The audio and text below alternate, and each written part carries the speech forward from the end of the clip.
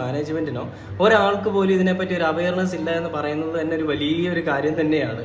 പിന്നെ അപ്പൊ ഇങ്ങനെയുള്ള വിഷയങ്ങൾ ഉണ്ടായിട്ട് ഇവർക്ക് ഇതിനെപ്പറ്റി ഒരു കാര്യം അറിയില്ല. ഇപ്പൊ ഒരു ആന്റി റാഗിങ് സെല്ല് വഴി ഇവർ റിപ്പോർട്ട് ചെയ്ത സമയത്ത് അത് വലിയൊരു വിഷയമാവുകയും പ്രിൻസിപ്പളിന്റെ ഒരു നിലനിൽപ്പിനെ ബാധിക്കും എന്നുള്ള ഒരു വിഷയം വന്നപ്പോഴായിരിക്കണം പ്രിൻസിപ്പൾ ഇതിൽ ഇടപെട്ടത്. അപ്പൊ എന്തായാലും ഈ കുട്ടികൾ ചെയ്ത ഒരു ധീരമായ പ്രവൃത്തി എന്ന് പറയുന്നത് ഇവര് ആത്മഹത്യക്കൊന്നും ശ്രമിച്ചില്ല. ഇവർ നേരെ പോലീസിൽ കംപ്ലൈന്റ് ചെയ്യാണ് ചെയ്തത്, അല്ലെങ്കിൽ ആന്റി റാഗിങ് സെല്ലിൽ കംപ്ലൈന്റ് ചെയ്യാണ് ചെയ്തത്. അതുകൊണ്ട് എന്തായാലും ലോകം മുഴുവനും ഈ പറയുന്ന ക്രിമിനലുകളെ പറ്റി അറിഞ്ഞു. ഇവനൊന്നും തന്തയും തള്ളയില്ലെന്നുള്ളതാണ് എനിക്ക് തോന്നുന്നത്. കാരണം ഈ ഒരു വിഷയം നടന്നിട്ട് ഇതുവരെ ഇവന്റെ അമ്മയുടെ അച്ഛന്റെ ഒന്നും പ്രതികരണം വന്നിട്ടില്ല. അപ്പൊ മക്കൾ ഇങ്ങനെ ആയിരുന്നു എന്ന് ഇവർക്ക് ഓൾറെഡി അറിയായിരിക്കും. അപ്പൊ ഇങ്ങനൊരു മക്കളെ പ്രസവിച്ചതിന് ആ അമ്മ വിഷമിക്കുക, ഇങ്ങനൊരു മോന് വേണ്ടി അധ്വാനിച്ചതിന് ആ തന്തയും വിഷമിക്കുക.